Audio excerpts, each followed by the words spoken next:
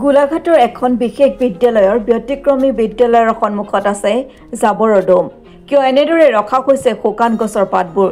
চাওঁ আহক আমাৰ সাংবাদিক প্ৰকাশ শৰ্মাৰ এক প্ৰতিবেদন।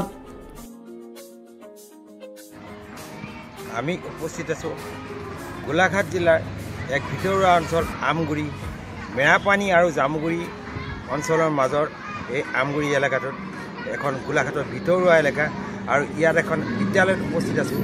বিদ্যালয়ত উপস্থিত হৈ আমি দেখা পালোঁ বিদ্যালয়খনৰ চৌহদত জাবৰৰ দম। মোৰ পিছফালে দুঠাইত জাবৰৰ দম কৰি ৰখা হৈছে। এফালে আমগুৰি মধ্য ইংৰাজী বিদ্যালয়ৰ ছাইনবোৰ্ড মৰা আছে আৰু ইফালে ৰান্ধনীশাল আছে আৰু তাতে গছপাত দম কৰি ৰখা হৈছে। আমি জানিব বিচাৰিম প্ৰধান শিক্ষক লোকেশ্বৰ গগৈ উপস্থিত আছে, তেখেতৰ পৰা। আপোনাৰ নমস্কাৰ। আপোনাৰ এই বিদ্যালয়খনৰ শিক্ষক শিক্ষয়িত্ৰী আৰু ছাত্ৰ ছাত্ৰী কিমান আছে?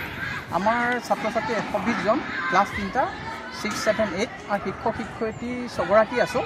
কিন্তু আমাৰ বিজ্ঞান শিক্ষক এজন নাই, তাৰ ট্ৰান্সফাৰ ল'লে আৰু এজন বিজ্ঞান শিক্ষকৰ প্ৰয়োজন হৈছে। দেখা গৈছে ইয়াত আপোনালোকে জাবৰৰ দম কৰি ৰাখিছে। জাবৰৰ দমটো আমাক বহুতে কয় যে আপোনালোকে চাফ চিকুণ কৰি ৰাখিছে স্কুলখন চাৰিওফালে, কিন্তু জাবৰবোৰ ইয়াত কেলৈ পেলাইছে? তেতিয়া মানে আচল কথাটো হ'ল কি, আমাৰ ইয়াত নিউট্ৰিশ্যন গাৰ্ডেন আছে এখন, আমি এখন কিটচেন গাৰ্ডেন, আৰু আমাক বিভাগে নিৰ্দেশ দিয়াই নহয়, আমি মানে ইয়াত এখন কিটচেন গাৰ্ডেন পাতোঁ। ইয়াত বিভিন্ন শাক পাচলিৰ খেতি কৰোঁ। এই জাবৰখিনি আমি পচিবলৈহে তাত থৈছোঁ, পচন সাৰ হিচাপে ব্যৱহাৰ কৰিবৰ কাৰণে। আমাৰ গছৰ পাতবোৰ নি কাগজ বুনি তাত থওঁ, আৰু প্লাষ্টিক বা বটলবোৰ আমি বেলেগ ডাষ্টবিন আছে, ডাষ্টবিনত পেলাওঁ। হয়, বিদ্যালয়ৰ ছাত্ৰ ছাত্ৰী শিক্ষাৰ ক্ষেত্ৰত কেনেদৰে আগবাঢ়িছে? শিক্ষাৰ ক্ষেত্ৰত আমাৰ ছাত্ৰ ছাত্ৰীৰ ফলাফল ভালেই দেখিছোঁ। এতিয়ালৈকে আমাৰ 55 জন ছাত্ৰ ছাত্ৰীয়ে বৃত্তি লাভ কৰিছে, আৰু তেওঁলোকে 5,000কৈ পাইছিলে, আৰু ফিক্সড ডিপজিট হৈছিলে 5 বছৰলৈ 7,000কৈ, টোটেল 3,85,000 মান টকা তেওঁলোকে পাইছে বৃত্তি হিচাপে। তদুপৰি অন্য বৃত্তিও পাইছে, কানাড়া জ্ঞানজ্যোতি আঁচনিৰ অধীনত পাইছে। তাৰপৰা NMMS এক্সাম দি পেলাইও আমাৰ ছাত্ৰ ছাত্ৰী সফল হৈছে। আৰু আপোনাৰ দেখা গৈছে গছপুলি ৰোৱা হৈছে।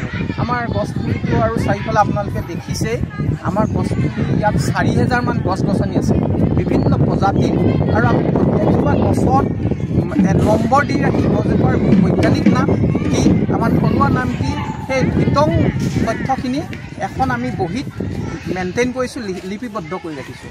আৰু ইয়াত আমাৰ হুলুং গছ আছে, ত্ৰিফলা, যিটো ত্ৰিফলা বুলি কয় মানুহে, এতিয়া ত্ৰিফলাৰ কাৰণে আমাৰ ভোমোৰা গছ আছে, শিলিখা আছে, আমলখি আছে।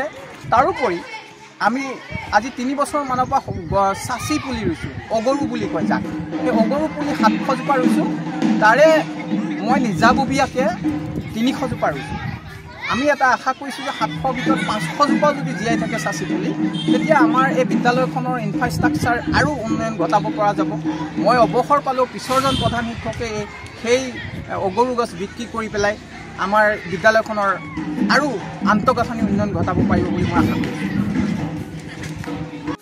গোলাঘাট পূব শিক্ষা খণ্ডৰ অন্তৰ্গত এটি অনগ্ৰসৰ অঞ্চলত এখন বিদ্যালয়ৰ ব্যতিক্ৰমধৰ্মী কাম কাজে অঞ্চলটোৰ ৰাইজৰ লগতে শিক্ষা বিভাগৰ দৃষ্টি আকৰ্ষণ কৰিবলৈ সক্ষম হৈছে।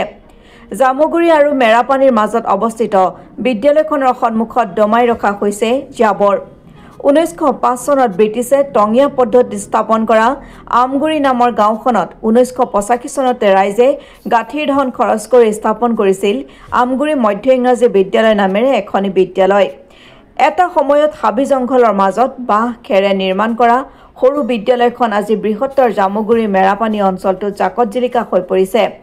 বিদ্যালয়খনৰ প্ৰধান শিক্ষক লোকেশ্বৰ গগৈৰ দক্ষ পৰিচালনাত বিদ্যালয়খনৰ বাবে চৰকাৰৰ পৰা অনুমোদিত আন্তঃগাঁথনিৰ ধনৰ সদব্যৱহাৰ হোৱাৰ ফলত বিদ্যালয়খন আটকধুনীয়া হৈ পৰিছে। কেৱল সেয়াই নহয়, বিদ্যালয়খনৰ ছাত্ৰ ছাত্ৰীসকলক বিদ্যায়তনিক আৰু সহ বিদ্যায়তনিক উভয় দিশতে সম পৰিমাণে আগুৱাই লৈ যাবলৈ প্ৰধান শিক্ষকগৰাকীয়ে অহৰহ কাম কৰি যোৱাৰ ফলত 2012 চনৰ পৰা 2020 চনলৈকে 55 জন ছাত্ৰ ছাত্ৰীয়ে প্ৰায় 3,80,000 টকা বৃত্তিৰ ধন লাভ কৰিবলৈ সক্ষম হৈছে। তদুপৰি কানাড়া বিদ্যাজ্যোতি আঁচনিৰ অধীনতো বৃত্তিৰ ধন অনুসূচিত জনজাতিৰ ছাত্ৰসকলে পাবলৈ সক্ষম হৈছে। উল্লেখযোগ্য যে বিদ্যালয়খনত গছৰ পৰা সৰি পৰা পাতবোৰ ডাষ্টবিনত পেলাই নিদি শাক পাচলিৰ খেতি কৰিবলৈ শুকান পাতবোৰ পচন সাৰ হিচাপে ব্যৱহাৰ কৰি সুফল লাভ কৰিছে। বিদ্যালয়খনৰ ছাত্ৰীসকলক মধ্যাহ্ন ভোজনত বিদ্যালয়খনতে খেতি কৰা শাক পাচলিবোৰৰ ব্যৱহাৰ কৰে। উল্লেখ্য যে বিদ্যালয়খনত 4000কৈ অধিক সৰু ডাঙৰ গছপুলি আছে। বিদ্যালয়খনত আছে আমলখি, শিলিখা আৰু ভুমুৰা আদি। মন কৰিবলগীয়া কথা যে বিদ্যালয়খনত 700 জোপাতকৈ বেছি অগৰু পুলি ৰোপণ কৰিছে। প্ৰধান শিক্ষকে নিজৰ গাঁঠিৰ ধন খৰচ কৰি 300 জোপা অগৰু ৰোপণ কৰিছে। উল্লেখযোগ্য যে জাকত জিলিকা বিদ্যালয়খনে লাভ কৰিছে শ্ৰেষ্ঠ পৰিষ্কাৰ পৰিচ্ছন্ন বিদ্যালয় বঁটা, শ্ৰেষ্ঠ বিদ্যালয় পৰিচালনা সমিতি বঁটা, শ্ৰেষ্ঠ মাতৃগোট বঁটা আদি লাভ কৰিছে।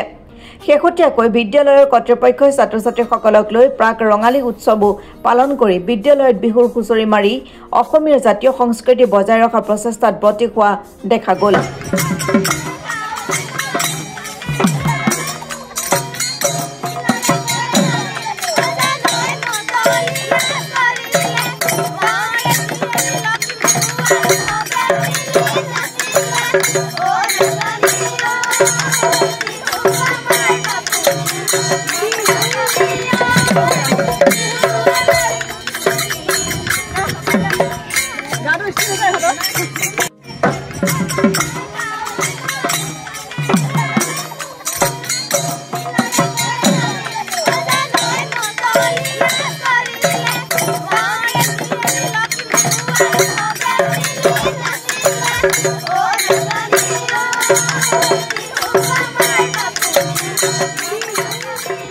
গোলাঘাটৰ পৰা প্ৰকাশ শৰ্মা ৰিপৰ্ট, অসম টুডে।